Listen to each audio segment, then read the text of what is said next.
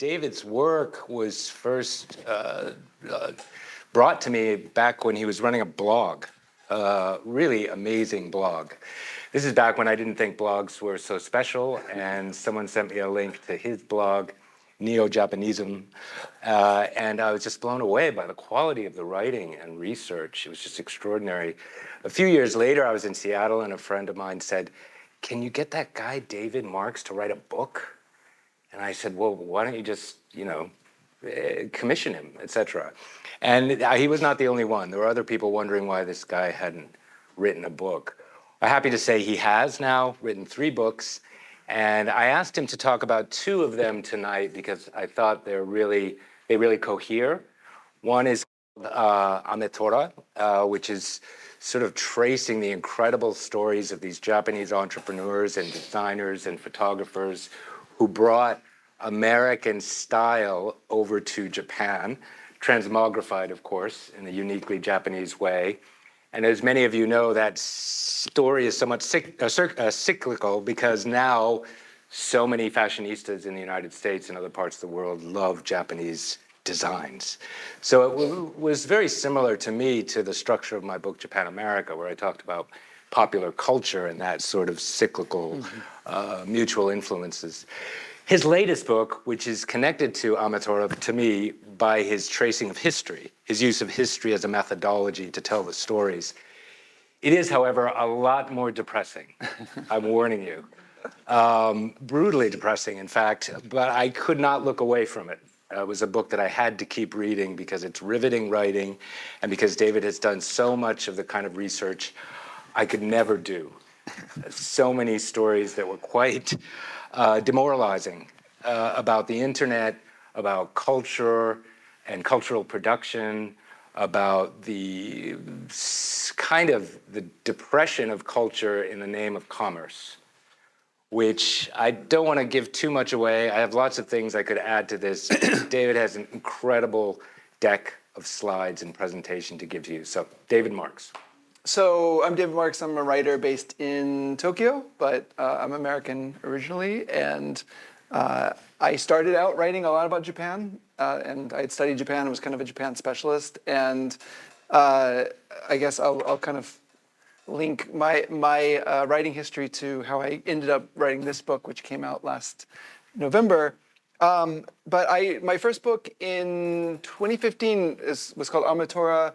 It's a history of American style in Japan, how it came to Japan, how Japanese consumers and brands embraced it, started making American style clothing, and have now exported that to the rest of the world.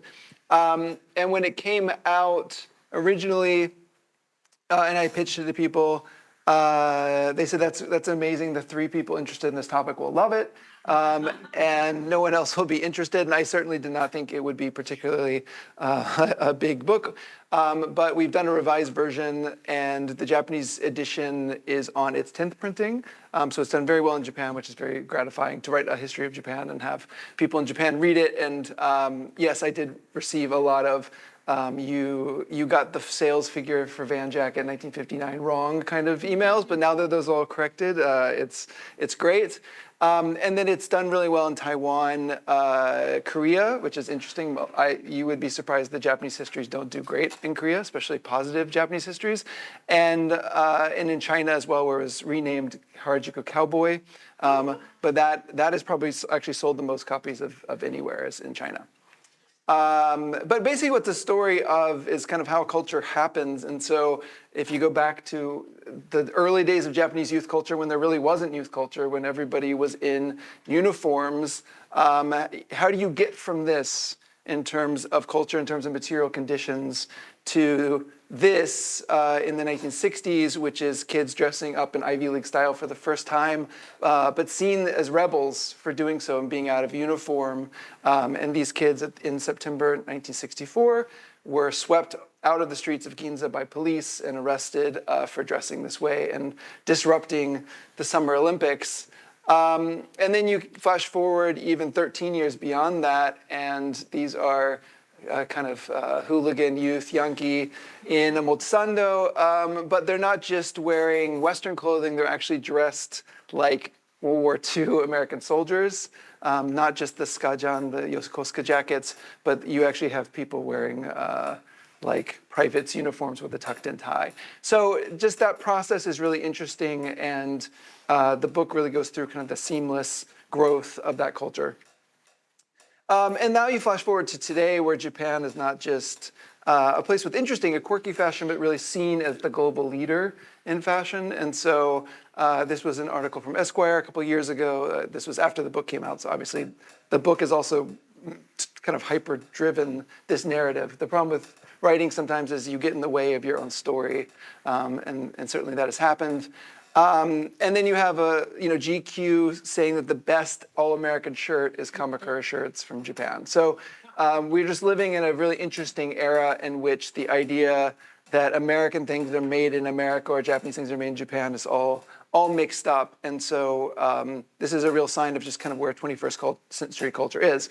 But as you can see here in Amatora, it was a joy to write, really interesting, but also just like inherently, I'm gonna stand up because this chair is really squeaky, and really inherently positive story in that this culture that came, maybe it was a little delinquent, became this really incredible positive force for global creativity, and people love the products being made. And so that was really great to spend. This came out in 2015, so I've spent about 10 years getting to talk about this story, and it's a really positive story, the same way that anime was no fad, right. That it came out and really, I thought this was going to be a fad, just American style in Japan, but it's become almost permanent. Sorry, there's one more, and this was from last week. So this Take Ivy was a book that came out in 1965, made by Japanese editors and photographers. Had a big moment in 2010 when the English version first came out. And now even last week, the brand J Press, which is an American heritage traditional company owned by a Japanese company, Onward, but run now by Jack Carlson, who did a book called, and a brand called Rowing Blazers, did his whole collection based on Take Ivy. So this is still producing new clothing even now. After that, I decided I didn't want to write a narrow book about Japan because, as all writers do, we take the negative feedback we get when we do the book, and then we obsess and have anxiety over it, and then we over index that and then think about our next topic. But everyone complained, why did you do such a narrow book that no one will read? And so I said, fine, I'll write the biggest possible book I can write, which is to explain all of how culture works. And what I learned in graduate school and had all these different theories of why culture was working, but I really wanted to stitch them together. And it came down to the missing ingredient that people weren't really talking about was status. And if you added the status motivation into why people buy what they do and like what they like, that it all kind of made sense. And so status and culture starts with looking at the individual desire for status, and then it builds to kind of look at how fashion trends happen and why culture changes. So this came out in Japan. It's also come out in China. And done well in both places. I do a newsletter called Culture and Owners Annual. I have not written it for 4 months because I have horrible writer's block and no time. But in theory, I kind of try to write about things going on like Labubu or whatever based on some of these principles. But I just recently published this book. It's called Blank Space. It came out in November. It's certainly had the most press and attention of the books I've done. It also, because it's kind of a negative topic, they wanted me to make the subtitle something like Blank Space, how culture was ruined in the 21st century or something. And I was kind of like, isn't blank space negative enough? I mean, how was this century in terms of culture? It was a blank space. That doesn't sound good. So it's generally I wouldn't call it a pessimistic book because I think there's optimistic parts, maybe the end. But it snowballs in its negativity. And so I think when you get to the end of it, it's just you're left with, wow, like, I won't spoil it, but it's not a fun ending. And so because of that negativity, it just caused a very, I wouldn't say the reviews are negative, but just a lot of negativity in the way people talk about it. And so it's been a bit trying 4 months of kind of weathering all that. Very different than Amatora. But where the book starts is, and some of you are old enough to remember this, some of you aren't, but in 1992, the band Pearl Jam in Seattle was just kind of a local band, not that popular. They had an album come out the year earlier called 10 that really wasn't doing very much. And they were invited that summer to this new tour. It was the second year. It was called Lollapalooza. And they were an opening band on the schedule because no one really knew who they were. But that summer, they had a video for their song Jeremy come on MTV, and it was basically played every hour and just became one of the biggest songs. And by the end of the year, they were one of the biggest bands in the world. They were the #1 best-selling rock band of that year. And their reaction to this was, we got to stop. No more music videos, like just knock it off. No more interviews. And so in 1992, a band got very big, and they said, that's enough. That's not who we are. We're not one of these huge bands. We're going to step back. And so I want to move forward 30 years to think about how culture has changed in that time. I think most of you who know who this is your favorite musician, probably. So Lollapalooza still exists. It's just a festival in Chicago now, and there's a lot of artists. It's very different. But you got David Solomon. He's the artist here, also known as DJ D-Soul. And he is the CEO of Goldman Sachs. So the CEO of Goldman Sachs was DJing at Lollapalooza in 2022. This was not a major story. I had to really do deep research to see, did anyone even have an opinion on this? And I could barely find anything. And so in 30 years, he goes from Lollapalooza being this small kind of countercultural festival where a band got too big and freaked out to the CEO of Goldman Sachs. He's not a sellout, David Solomon. He is literally the human embodiment of capitalism, and he is DJing Lollapalooza. So things have really changed in the last 30 years, and what the book's trying to do is figure out why that happened. So in 1992, Pearl Jam, there's a lot of kind of theories of why Pearl Jam was freaking out. This is a bad AI version of Kurt Cobain, and I just said Seattle musician from the 90s, and it gave me this. But Kurt Cobain went out and said that Pearl Jam were obviously just corporate puppets, and it was, and I think it really hit Eddie Vedder, and he took that kind of hard. And I found this guy who was saying that I just saw that DJ D-Soul, David Solomon, is DJing at Lollapalooza, and I'm proud that my company is majority owned by Goldman Sachs. So a really different kind of cultural thing going on. There's a DJ D-Soul shift in cultural norms. And what I was trying to figure out is kind of why that happened. At the exact same time, the other story of the last 30 years, or the 25 years, has been that there seems like a slowdown in stylistic change. And this is subjective, but I think there's a lot of signs that it's happening. So one of the things growing up in the 80s and 90s was there was obsession among baby boomers about their own generational change. And so in 1983, The Big Chill came out, and it is a movie about a bunch of yuppies who used to be hippies, and they're all kind of dealing with that. And so in this movie, this kind of massive aesthetic shift between the 80s and the 60s, you had The Big Chill in 83, and they were all kind of looking back. I think these scenes are not even in the movie, but it's like kind of imagined the hippie years. So that's only 15 years actually between the hippies and the yuppies, but just massively aesthetically different. And so we just have not had a change like that. The 2000s just don't feel as different as 2025. And this was really started to be noticed by Simon Reynolds, who's a music critic, and he did a book called Retromania in 2010. It's really one of the first things where people started noticing, okay, the last 10 years were not really about a lot of dramatic stylistic change. They're about kind of doing retro sounds. Another thing is, if you look at all the best-selling movies, I think these are of all time now, you get Avatar, and then you get a ton of IP. It's almost all IP, it's almost all repeats. And then Avatar is famous that no one can remember anything about it, even if they've just seen it.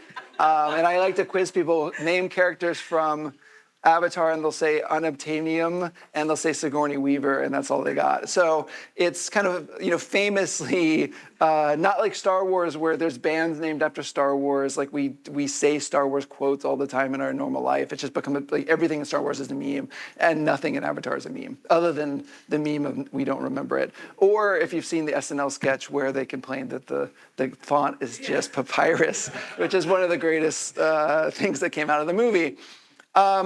Then the other thing is, can anyone guess when these headlines are from? So the first one is 2010, the second one is 2023. So this is a 13-year change. This is the big chill level change, right, between the hippies and yuppies, except for it's still the same two artists who are dominating. This is not what we were promised. We were promised the long tail, which was that the internet would empower all this niche activity. But instead, we got kind of this like Taylor Swift dominating everything, and she's really the artist that we care about. And how big is she, and how exciting is it that she's that big? So culture used to be a story of these sequential changes where you felt like there was some sort of progression. And whether that was true progression or not, it was definitely at least a sense that things were moving and people who were doing the new thing believed that they were doing a new thing. And that has really kind of slowed down. So we live in a time of a lot of culture, but there's less innovation that's clear. Maybe there is some, but it's not surfacing as much. And mainstream tastes are very, very stable. And so this was kind of, looking at this 25 years, I wanted to figure out what was going on. And I came to the conclusion that what there's been is a cultural ecosystem collapse. So you have to think about culture as an ecosystem. It's not just there's mass culture and niche culture, but they're all intertwining. The things like Pearl Jam came from the niches and refreshed mainstream society. And so there's just been a collapse in that ecosystem, and there's many reasons for that, and that's what the book tries to cover.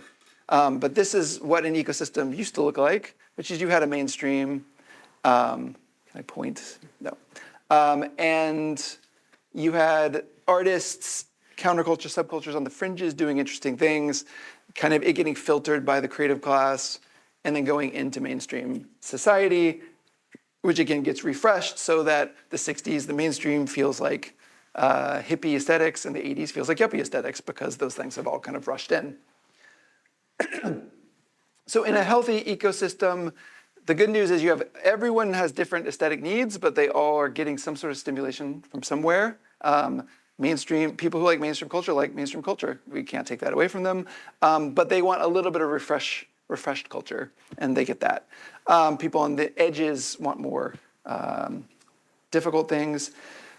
You want diversity for self-expression, so you want people to feel like they don't have to wear the same kind of clothes, listen to the same kind of music. People should have the options to create that difference in self-expression. And the cultural canon should expand in the sense that every year there should be new things that represent the era, represent new ideas, and kind of get piled into the giant body of human knowledge. So when you have a collapsing ecosystem, you don't get these things. You get boredom, and you get a sense of stagnation, and you get people who feel like they're not being able to use things for self-expression the way they'd like. And the cultural canon is stuck. And so if Beyonce and Taylor Swift, not taking anything away from their actual artistry, but if they're the only thing, then you feel like, well, the canon is not expanding, or we really just need Taylor Swift to do the innovation for us, and without Taylor Swift, we will have no innovation. So the collapse comes from not enough invention, not enough diffusion of the innovation. So things could be happening, but they don't go into the mainstream, and that mainstream not refreshing for whatever reason. The main thing is just having cultural activity enough is not, cultural activity is not enough. Everybody could be creating things, but it's not always has the same impact. And so if you think about art, what art does, true art, is it creates a new way of seeing the world, it creates new methods of doing things, and it changes our perception of the world when it's really good. And kitsch does not do that. It basically says, you already know this, we're going to give it back to you.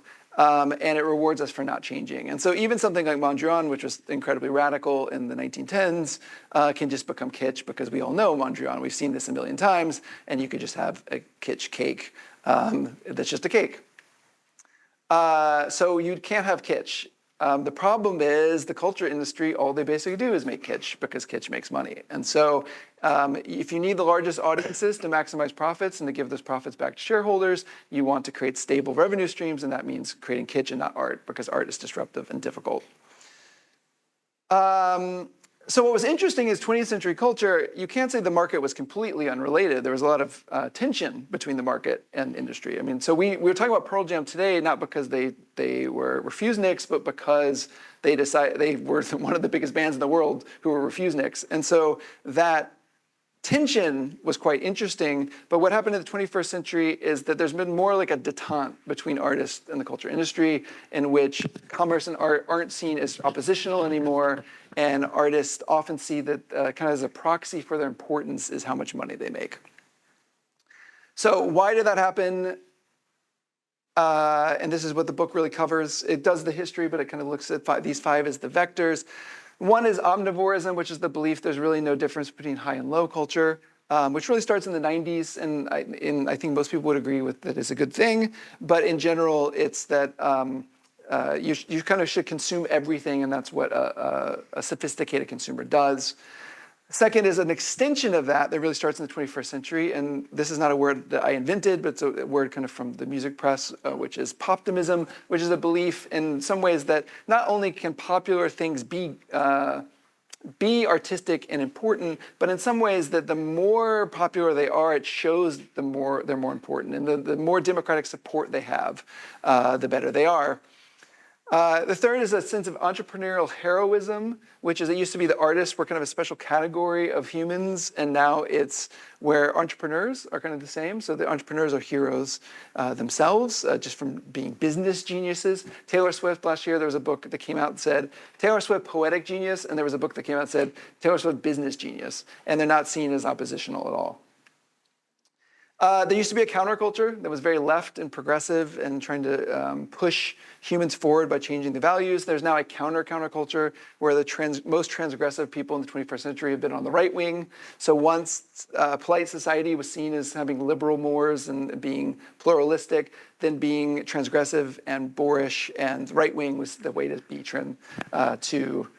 be cool. And this kind of culminates with Trump's election last time. Although it's really turned in the last 9 months, where I think people feel like right is definitely not cool anymore. And then finally, there's something that's like bubbling under this, which is the rise of the internet has made it impossible to enforce norms. So the internet just inherently makes it where you cannot cancel culture or change things because people can just go around it and use the internet to make their own market. So just examples of Optimism. So this is the biggest, these are two of their, I think, really great American music critics. And they have a show called Popcast. And literally the podcast every week for a while was just like, these are different episodes. But they're just all about Taylor Swift. And so if you think about what a music critic was doing in the 70s, 80s, or 90s, it was introducing you to artists that you don't know. And now it's explaining to you the artists that you've already heard of, why they're great, even if you don't think they're great. Someone like Tay Zandeh, who was a viral video star in the early days of YouTube, I mean, immediately, I think within about a year of doing the song, did a tie-up with Dr. Pepper. So it's just kind of seen that if you're doing something online, you'll cash in as quickly as possible. Not to mention Jay-Z and Rihanna and all these people being billionaires based off other businesses. The counterculture, just the degree to which meme culture and a lot of the subcultural things going on online have been more right-wing than left-wing. But the main thing about all these trends is the cultural innovation is not a priority, the way that avant-garde culture, counterculture, subculture, the difference was a priority. Innovation was a priority. It's just not a priority for any of these really dominant ideologies that have taken over. And so I think we all know, and we could debate a long time, that the economy has not been great for culture. It's not been great for younger creators. Technology, the platforms have not been great. But I think there's a third part that's missing in what the book's really about, which is ideologically, there's also no one really pushing creative invention as the ideological thing that we should be doing with culture.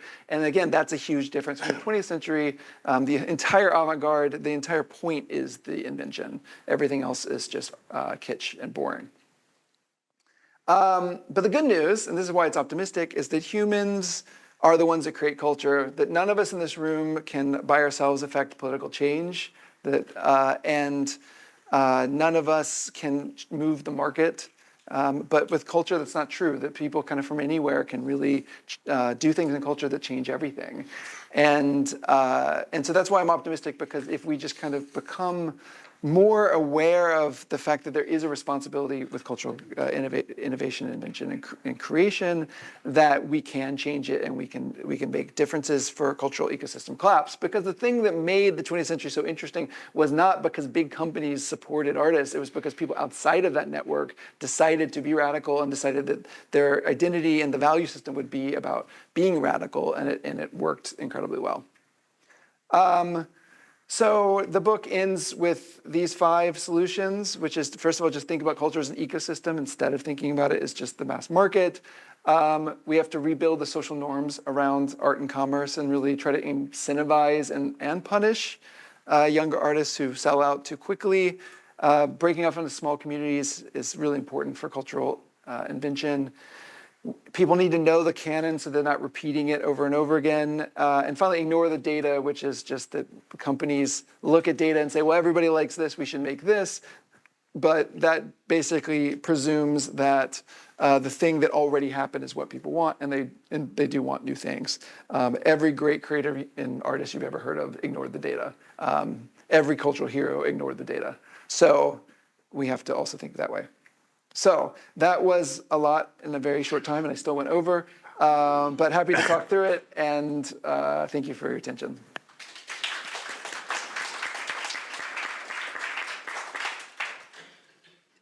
David's optimism at the end of the book is far less convincing than his pessimism throughout most of the book. I think somebody described it as, one of the best reviews described it as being in a car crash and handed an Advil. Yeah. One of the most provocative threads in the book is about what you briefly addressed there, the counter-counterculture. The idea that in the 90s, liberalism seemed to dominate, became central. Inclusivity meant everybody's voice could be heard.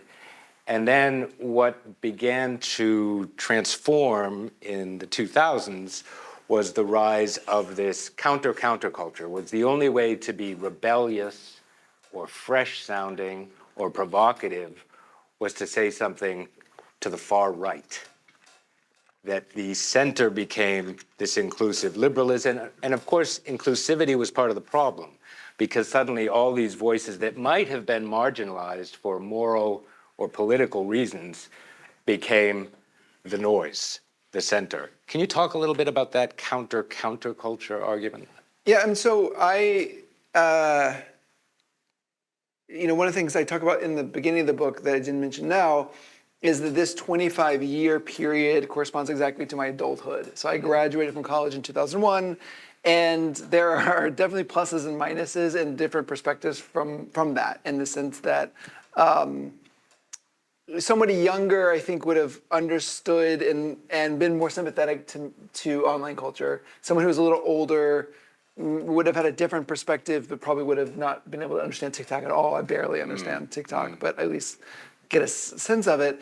But one of the things is I moved to New York in early 2001, and at that time, downtown New York was really happening, and I was in the Lower East Side where it was really happening. And the dominant force there was really Vice magazine. They had moved from Canada, and they were very central to the media scene, but also the party scene, and just they were felt aesthetically like the middle of things. And the photographers they were pushing, like Ryan McGinley and Terry Richardson, were very big, and the kind of sound of the music they were doing, the kind of rock revival was big. So they were very central. But one of the founders, Gavin McInnes, would go around using ethnic slurs and homophobic slurs because he thought it was cool. And people kind of tolerated it because it was like, well, he's being edgy. And he was wearing a pin badge from a Nazi rock band. And people were like, well, it's just a joke. It's an ironic joke, right? And so you started to get a sense of that people felt like PC liberal culture had become the hegemony.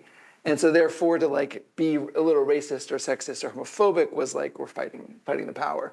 And you saw that, and it was tolerated because it was seen as an ironic joke. Right. But I at the time, I was always like, and not to pat myself on the back, but I was always like, I think this is just, he's just right wing. Like, I think that it's, I would not, as a joke, wear a Nazi rock band pin.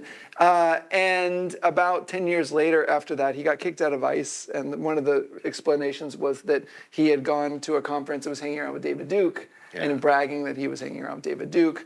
But he later founded the Proud Boys, who have become kind of seen, I think he quit as soon as the FBI had called it a right-wing terrorist or paramilitary organization.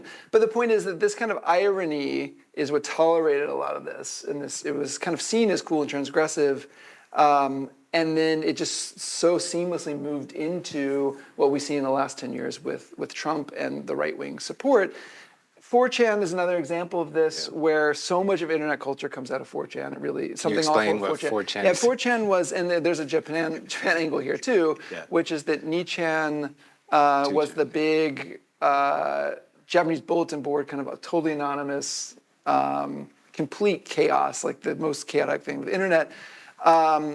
Something Awful was a big forum, and one of the users, Chris Poole, started 4chan, and he just took the 2chan code and copied it, started 4chan. It was completely anonymous, and because of its anonymity, it just became a place where people could say anything. And so it's really, so many of the memes that you know today came out of that, but it was also just like a horribly racist and terrible place.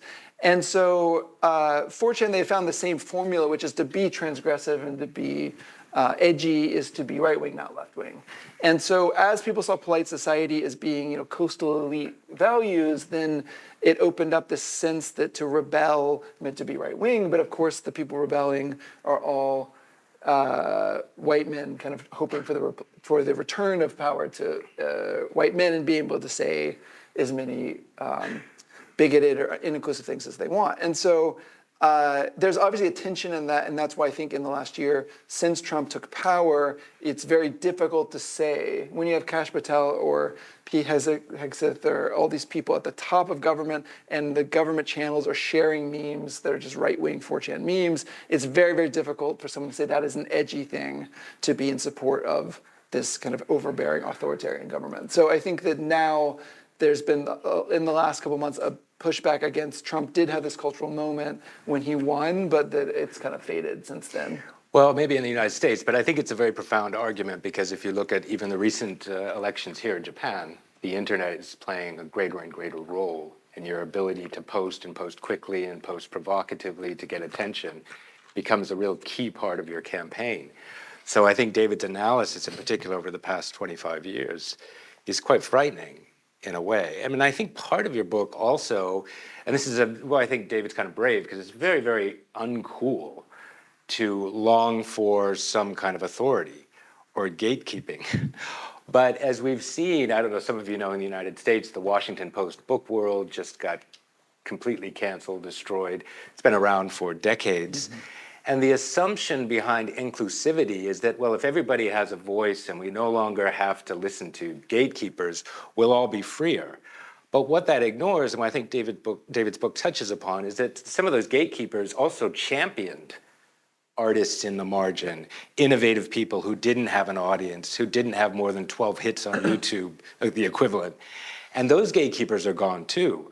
So now you have this kind of free-for-all. If any of you have ever taught, you might have this ideal notion that you can let every kid say whatever they want.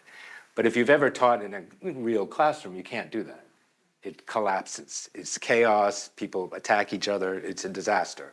You have to have an authority, if you're the teacher, where you can take a position and stand firm and make sure the kids know when they can talk and when they can't talk, and what they can say and what they can't.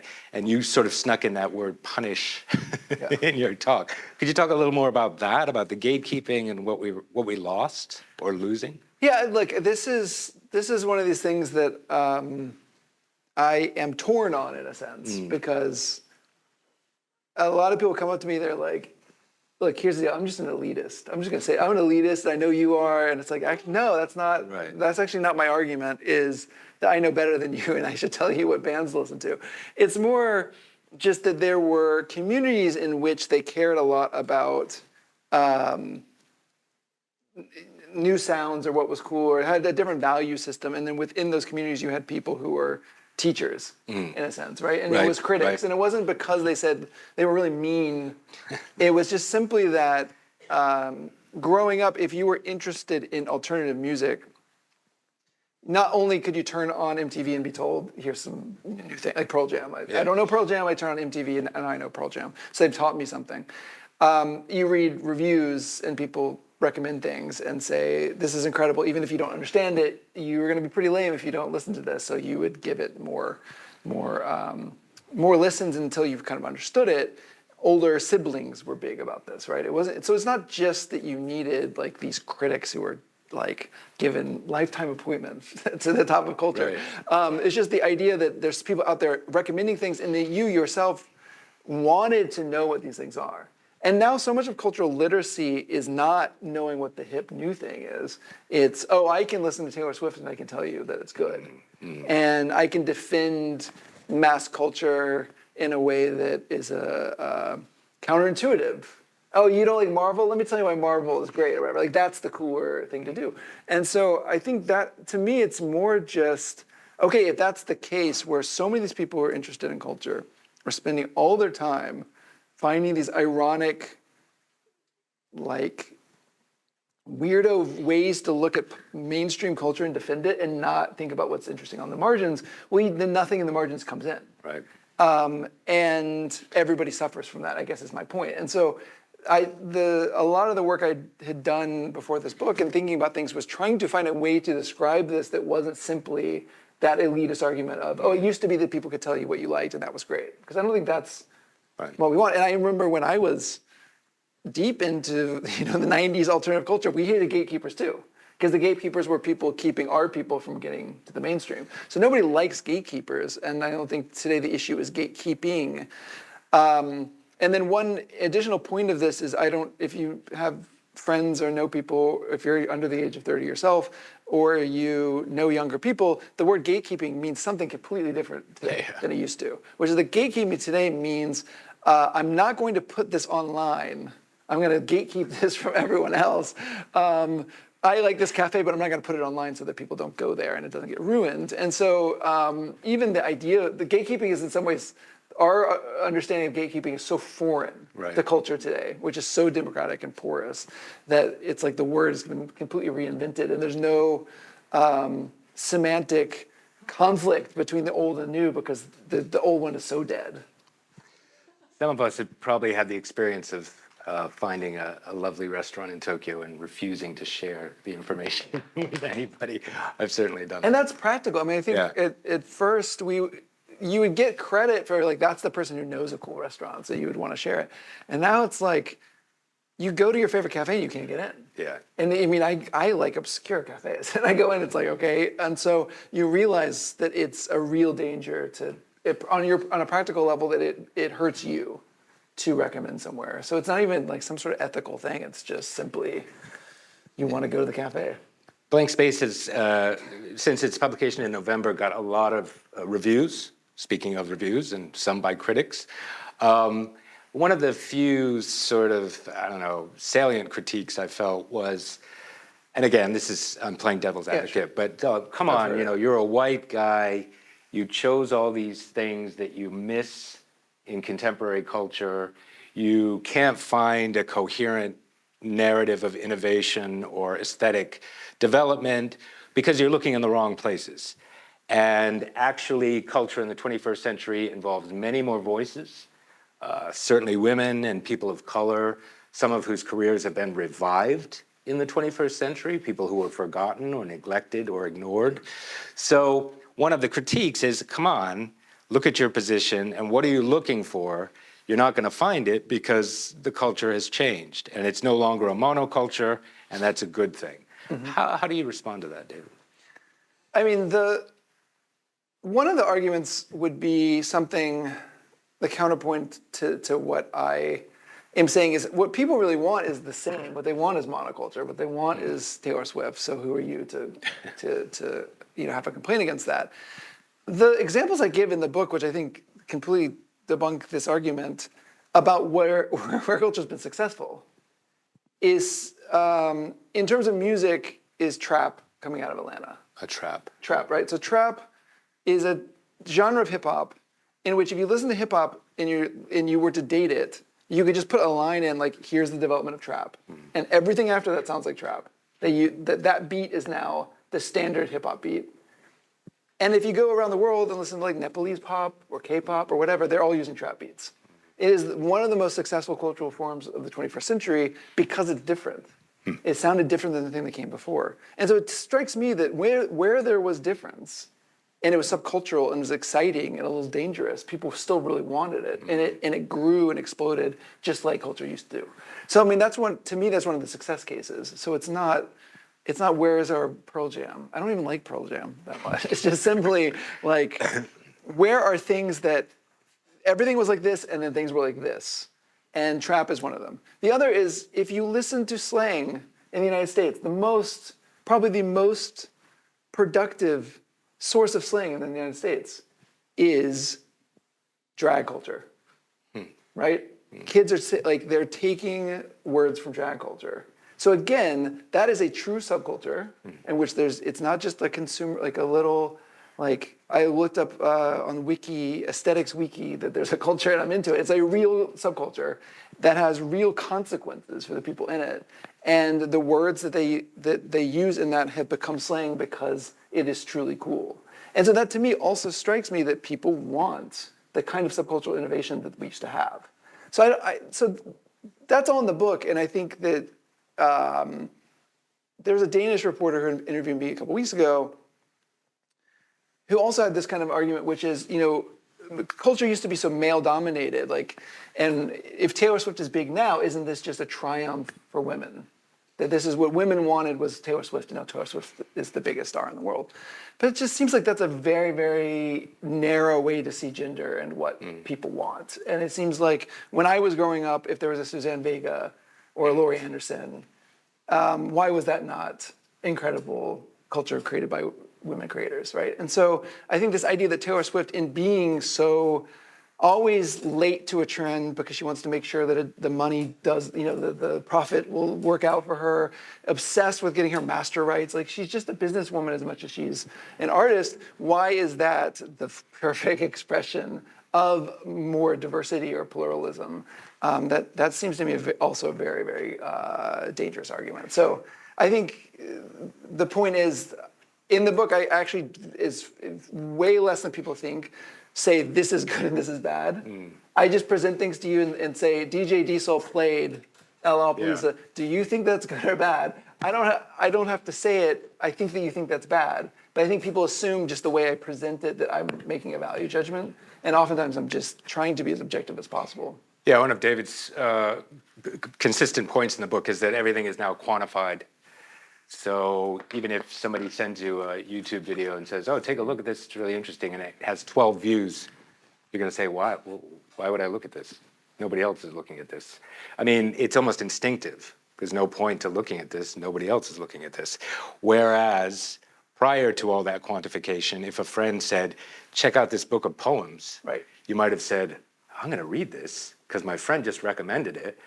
I don't care how many copies it sold. I don't care if this person's famous or not. I want to read this because my friend recommended it. I thought that was a really good point, that you're now trained to quantify the way the internet does. Yep. So take a look at the data. How many stars does this book have on Amazon? 2? Gee, I don't know. Even though my mom recommended it, it's only got 2 stars on Amazon. Right? And even if you don't consciously react that way, unconsciously you've been trained. Yeah. I don't know if that's worth my time. 2 stars, come on, right? Yeah, and before quantification, we just imagined. Yeah. And so I remember getting a VHS, probably a copy of David Lynch's Eraserhead. And it was just like, you have to watch this, But it's like, how many people had seen Eraserhead at that point? Of course. But you just imagined it was like millions, and if you're not one of them, then you're a loser. And so I think that before quantification, we could make up Yeah. a world in which these things were much more popular. Or as you point out, it was even cool if it wasn't popular. Yep. It was almost more cool. It was the right oh, people. nobody's yeah. reading this book? This is really cool. Yeah. I can't tell you how many records back when LPs weren't cool, they were what you had. Yeah. How many records I discovered because they were cast off by some record company, or radio station going out of business, or in my dad's basement. I didn't know if they were popular records. I just listened to them and thought, oh, this is really good. This is cool. So it's not just cultural production side, but on the reception side, that the audience too is not really reaching out or trying something new. Yeah. We only have so much time, so quickly, when David first talked to me about this book, he said he was going to look at maybe 25 years of cultural production. So he said to me, think about 1950 to 1975, explosive change. 1975 to 2000, equally, if not more explosive. And now 2000 to 225. Taylor Swift and Beyonce, #1. And again, as you said, not to take anything away from them, but what's going on here?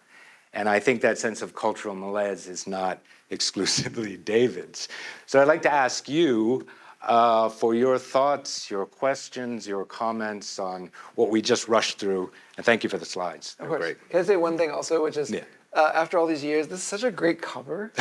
And like if you've written a book, it's so hard to get a good cover that you're happy with. But it thematically works and it's striking. I don't know. Yeah, I got lucky. I didn't design the cover. But. Thanks for the interesting presentation. I mentioned this event to a Japanese fellow in his 30s, and about how it's going to be about the fact that culture has become so blah.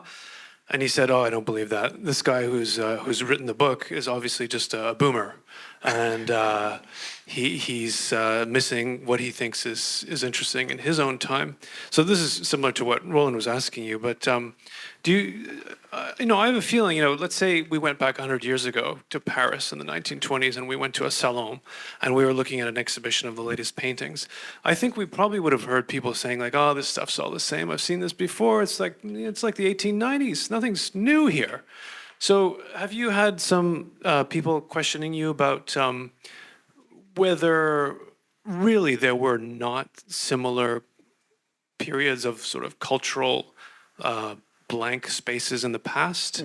Or is this something that's truly new because of the economics of producing culture? Like we could talk about, music streaming today and how that has excluded so many artists we may have seen, may have enjoyed, and we're just, listening to the same stuff over and over again. What's your response to that? Yeah, and I mean, the critique is something like, you're also writing about your adult years. And again, the book is not that much about quality specifically.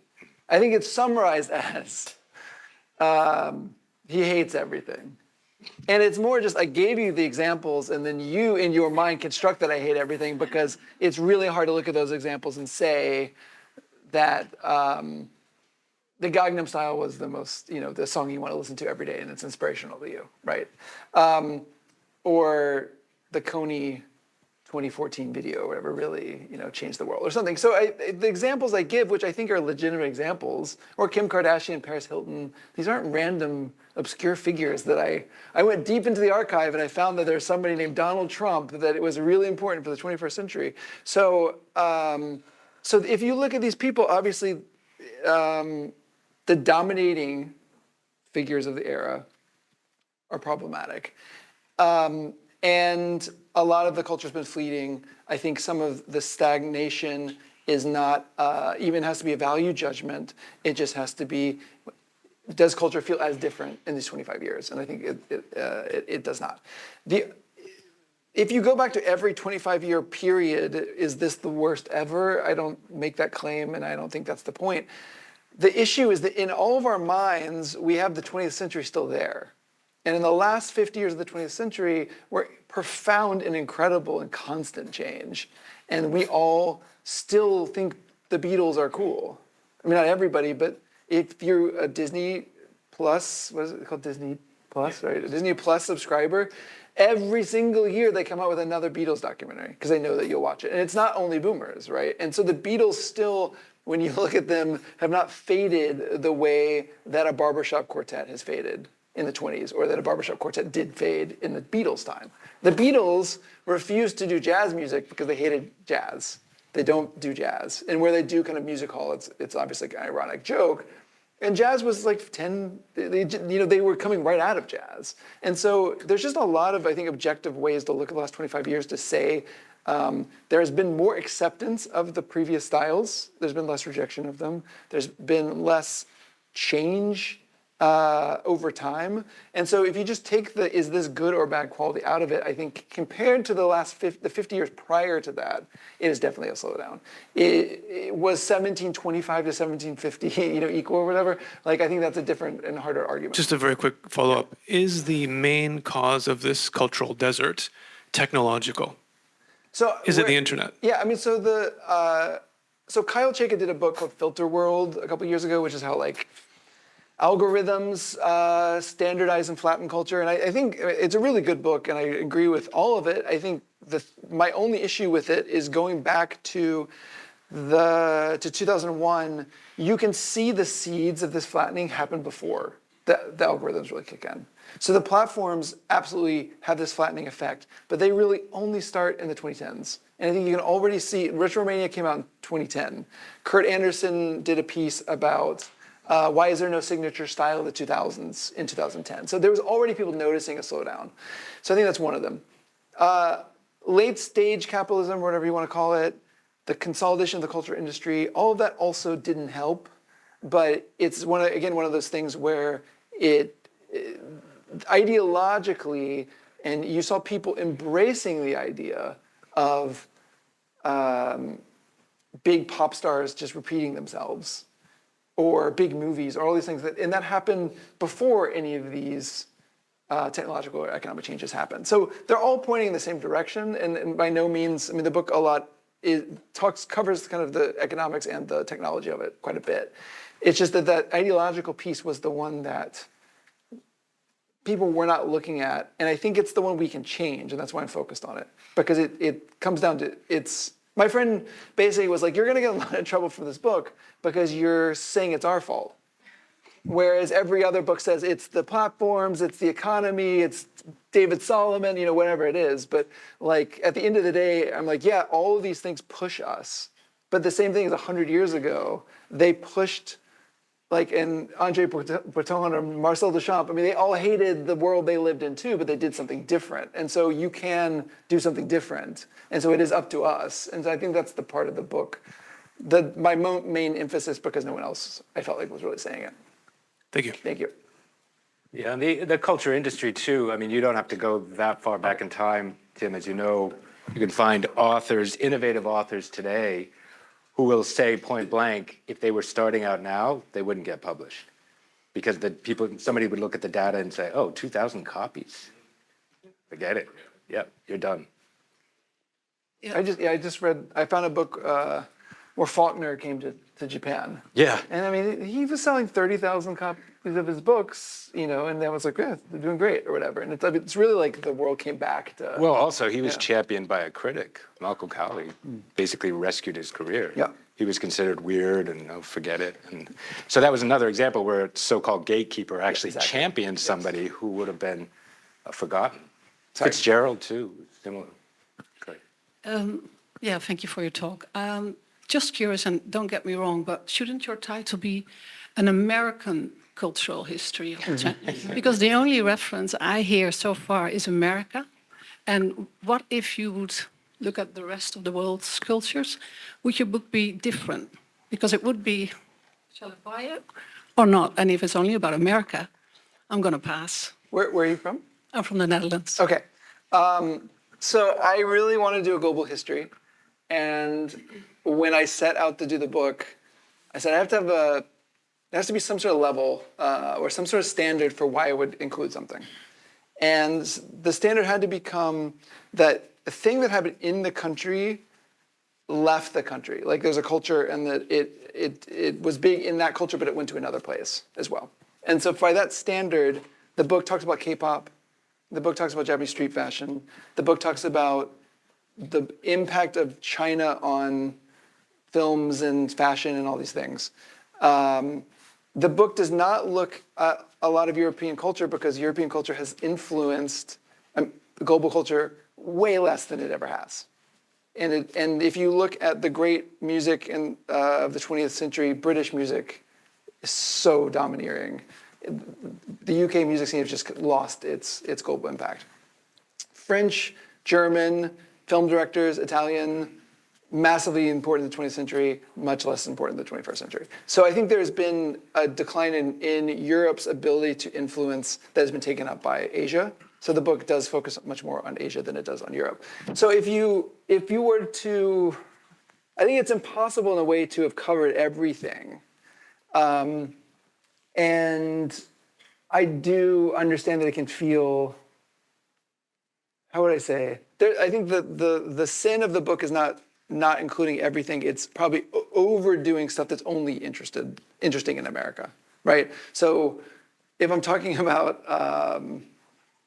some YouTube viral video, maybe that was only big in the US. Rebecca Black Friday is a song that is big if you were online in the United States, but maybe it wasn't big everywhere. So I think that the book over-indexes on things that were too American, but American culture still has more ability to export itself than other cultures do. And so just if you looked at the 21st century globally, you're going to still have much more US content. One of the critiques of the book also has been, how can you say there's no innovation when in Africa there's like all this really interesting music going on right now? And that scene in the UK in particular is really big. The other point of my book is that stuff that's happening on the margins that's really interesting is not filtering in. And so that music is not influencing the kind of standardized global music sound the way that other musics have. But I mean, I think the book does, as you go to the end, and this was kind of intentional, as I wanted the reader to understand that coming out of the 20th century, it still was very domineering in terms of America and maybe the UK. And then as the decade progresses, the Asia becomes a much more bigger deal. And now when you look at Lububu, I mean, Lububu kind of happened before I was able to finish. I guess I finished the book and then Lububu happened. And obviously Lububu is the biggest thing in the entire world, right? It's so important. I mean, it's already over, but it was a moment in which you had a Hong Kong designed, Chinese-backed toy be embraced by a Thai K-pop star and a Korean group because she put it on her French bag that's probably made in China.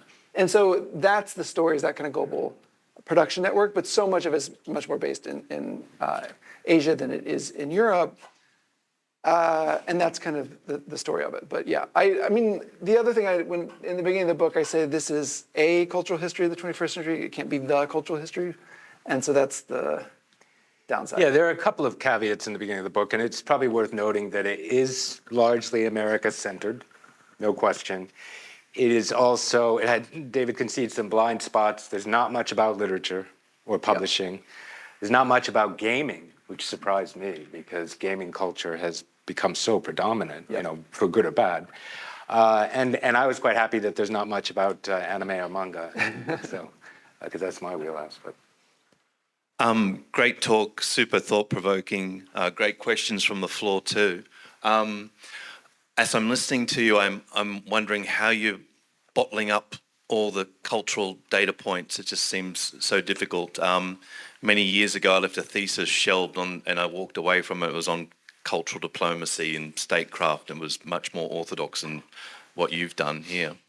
How much of your research and work looks at, I suppose, the regulatory frameworks and the public spaces, the public funding, the policies of governments? I'm from Australia. We less and less has been winnowed away, as time has gone on. But we used to protect our cultural industries much more vigorously, I suppose, than we do now. And now it's probably more porous and it bleeds in. And I think the Australian story is not probably all that different from other countries that are trying to protect local content and create those public spaces, because I think culture can be spontaneous, and some kids in the hood doing something creative and it catches on. But then I think there's probably public spending and policies that are more deliberate and structural and very well thought out to create the environments, be it funding or platforms or connectivity with the rest of the world. How much of your research looks at, and it sounds very dry and boring, I'm sure, but how much of it looks at those areas to explain some of the phenomena that you're seeking to describe? Yeah, I mean, look, funding for artists is great, and I would want more of it. There's good and bad examples. Japan and Korea are a great one. That the Cool Japan Fund has been a complete disaster. It's run by the wrong people. It's not really putting money in the right place. Japan is one of the most important cultural powerhouses in the last 30 years. I don't think anything that is actually been successful has anything to do with this Cool Japan Fund. Then you go to Korea. The government's been massively successful at helping out the partnerships that are important for exporting K-pop, K-beauty, K-drama, K-film. That's also been massively successful, but I think the government's done a much better job. So you can have bureaucratic involvement and intervention, but it has to be smart or dumb. I mean, that's so smart works, the dumb doesn't.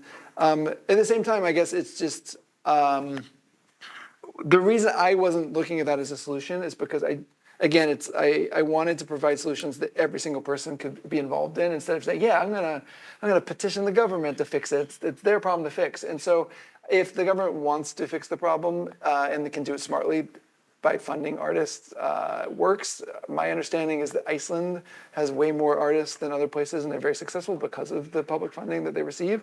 So it seems like it helps, but again, I didn't want to do the thing where I blamed everyone else. I wanted to blame myself and others. Interested in your thoughts on music change. I remember a scene from Die Hard, probably the last one, I can't remember, where Bruce Willis is in the car with a young guy who's dating his daughter, and they're listening to the music on the radio. And the comment came up about, you stopped listening to music, didn't you, in the 90s, because it became hip-hop and became rap music. And I'm watching this movie thinking, that's what happened to me too. And I think about hip-hop rap music, it's basically slang, black slang, a different type of culture, very hard to understand because you haven't grown up in America. And then I look at Bad Bunny, and that guy is singing in Puerto Rican slang in Spanish, and you can't understand it either. So I'm just wondering about the threads of how that change away from sort of contemporary, understandable, normal, inverted commas, music, into something quite culturally dominated, black culture first, and now this Bad Bunny sort of culture. Does that come up in your transition through the cultural fabric here? Because for me, that was such a big change, growing up with black musicians in the 60s and 70s, and to become something impenetrable for me. And now I'm listening to a guy speaking in Spanish, I can't understand one word, but it seems incredibly popular. So where does that feature in your thoughts here on cultural change? I mean, in general, people like things that feel authentic and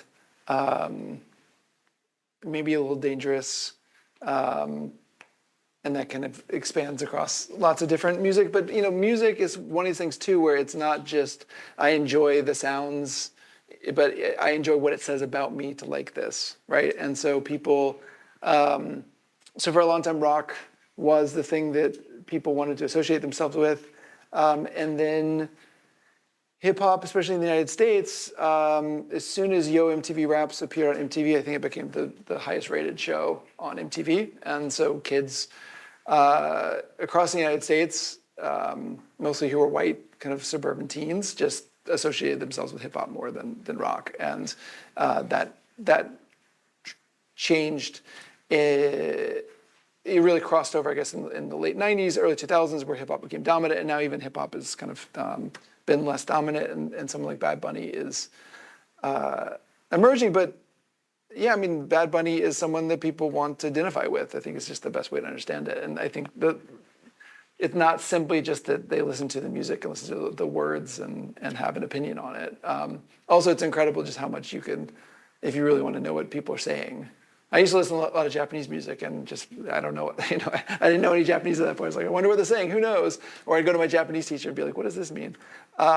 But now you can look it up online and see all the lyrics translated all you want. And so, yeah, but Bad Bunny, I mean, Bad Bunny's in the book too in terms of cultural diversification. And, the fact that you have the biggest artist in the world is singing in Spanish, not English. That's another huge change.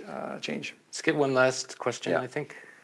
Oh, sorry. I'm probably going to be dating myself. And so when you talk about how can we kind of get back to more of an authentic appreciation, I mean, I am one of the few people that probably still gets a newspaper, which is probably killing trees and not sustainable, but mostly because of the tyranny of the algorithm. I mean, I'm still getting popular things fed to me, but I feel like if I'm turning a page, I read articles that won't come through on any feed that keeps monitoring my preferences, which kind of turned me one way. So if we think about how to embrace more culture and even get back to the more authentic preferences and to appreciate trends, is there anything you're recommending we should do to think about how we can promote more diversity in culture? It's interesting what you said about newspapers because even a couple of years ago, if you're in a hotel, like they sometimes give you a free copy of the Japan Times or Wall Street Journal. And I always would joke like, oh, if you want to know what happened 2 days ago, that's a great way to do that. And then recently, because, I mean, one of the things about writing this book is I kind of radicalized myself and just like have been dealing with burnout from writing it, but also just burnout from like this whole system of the last 25 years has really pushed me to a degree where it's like, I just can't deal with this and this, there's gotta be something else. Like moving to solution stage, but just something is wrong.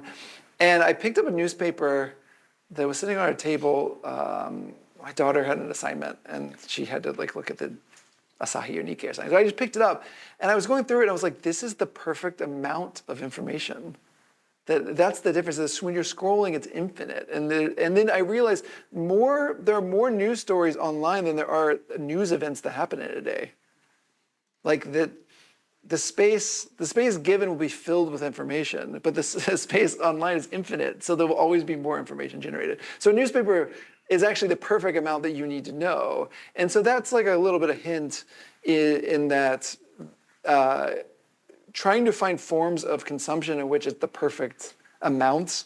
And for me, one of the things someone's asked as well is, why do things that pop up now not become kind of part of the canon? Why do they just like feel like everybody's into this thing and then it disappears? And some of it is the lack of repetition. That when one of the things that, these weren't glory days, but if you had a CD that you paid $16 for and you weren't going to get another CD for 3 months, you probably listened to it a lot. And so one of the problems with culture is that there's a temptation that there's another thing. And so you enjoy it and then you're like, okay, next thing. And so some of my advice is in some ways to slow down and just enjoy the thing that you like at that moment multiple times, more times. So I think there's a lot of really clear, I wouldn't call them hacks, but like ways to reappreciate all the great things in the world because they're still great things. I think the branding issue and the thing that I'm really struggling with is how to make that not feel like it's just a step backwards or Ludditism. I hate the technology. I'm reading a newspaper because I'm old fogey or something. And so I think that there's some really positive forward-looking things we can do for ourselves that require a little bit of refusing the technology that's being provided to us. And so the real challenge is that I think we all know that that's the direction we have to go, but how do you brand it in a way that we can feel good about it and not feel like we're just stepping out of society? But it's very clear that every single piece of new technology that's offered to us is promising us efficiencies and more time that will be then used to just make us work more. That there's nothing will get better about our lives. It will all be taken from us. And that's the other thing that I'm really starting to get radicalized about. And so it is up to us to kind of protect our own to not just not use the technologies, but not to fall into the idea that the only way to be progressive and to move forward is to use more and more technology, or to consume more news. That's the thing that you always didn't have with a newspaper. You couldn't get more news. Actually, we had the perfect amount of news. And so just to go back to that. There is a lot of repetition in news. Some 2 days old is the same as today. Yes. But I hear your point. Yes. So if you still appreciate print technologies, the limitations of paper, the focus you can put into paper, we have copies. David's got some copies of his book here. Yep. I have copies. I'm a contributing editor to this journal called Monkey, New Writing from Japan. It's all in English, so it's translated by some brilliant people. And I have copies of this in the back of the room. It's at a discount today for 1,000 yen per copy. Very easy to pick up if you'd like to bring a copy home. And I have just 2 copies of this very rare book now, Japan America. If you're interested, I'll have them at the back, and David will have copies. I brought copies of Blank Space and of Status and Culture, which have both been kind of hard to get in Japan until now. And I will sign Great. however you would like it Thanks, signed. David. So Thank you very much. Thanks Thank for you. coming, all of you. Thanks.